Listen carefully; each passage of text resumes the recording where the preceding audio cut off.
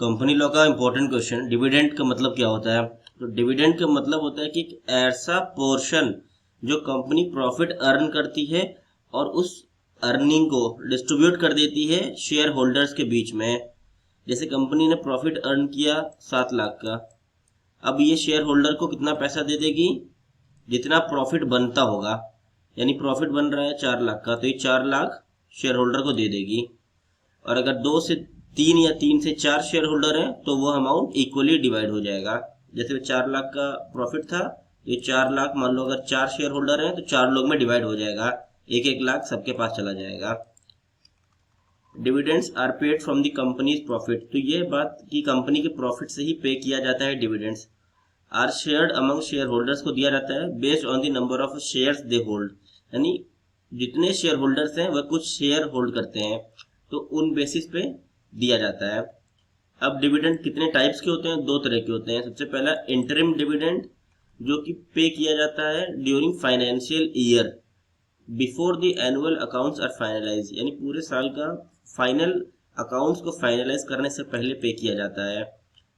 और एक दूसरा आता है फाइनल डिविडेंड, ये डिक्लेयर किया जाता है at the after the financial year ends, जब फाइनेंशियल ईयर खत्म होता है तब।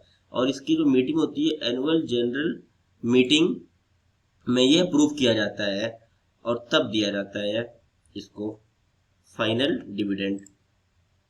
Dividends are usually recommended by the company's board of directors, जो कंपनी के बोर्ड ऑफ डायरेक्टर्स होते हैं वह रिकमेंड करते हैं डिविडेंड्स को, and need approval from share holders, और इसको अप्रूवल शेयर होल्डर से मिलता है।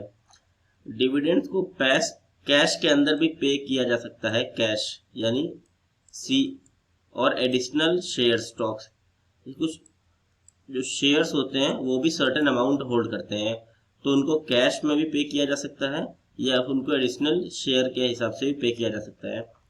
Companies can declare dividends only if they have sufficient profit, तो डिविडेंड्स वो दे सकती हैं जब उनको अच्छा खासा प्रॉफिट हुआ हो, and there are specific legal guidelines to ensure the company's financial health is not compromised. Company की फाइनेंशियल हेल्थ जो होती है, मतलब कंपनी लॉस में है लेकिन अगर कंपनी की मीटिंग में कह दिया गया है कि देना है डिविडेंड्स शेयर होल्डर्स को, तब देना पड़ेगा। Share holders do not have a right to demand dividends, जो शेयर होल्डर्स होते हैं उनका कोई हक नहीं होता है कि ये डिमांड करेंगे ही, उनको मिलना ही चाहिए, ऐसा कुछ नहीं है।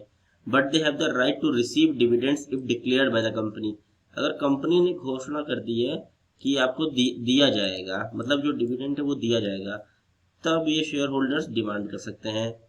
जब तक डिक्लेयर नहीं किया गया है तब तक शेयर होल्डर्स का कोई भी राइट नहीं है, वह डिमांड नहीं कर सकता है कंपनी से कि मुझको डिविडेंड दो।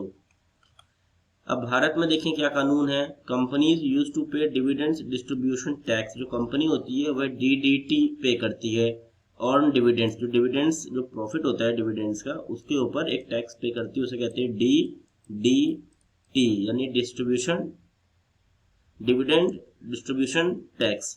But now the tax liability has shifted to share holders, अब शेयर होल्डर्स ये टैक्स पे करते हैं, कंपनी नहीं पे करती है, क्योंकि कुछ न्यू रूल्स आ गए थे उनके चलते यह संशोधन किया गया है। ये कंप्लीट शॉर्ट नोट्स थे डिविडेंड्स पे।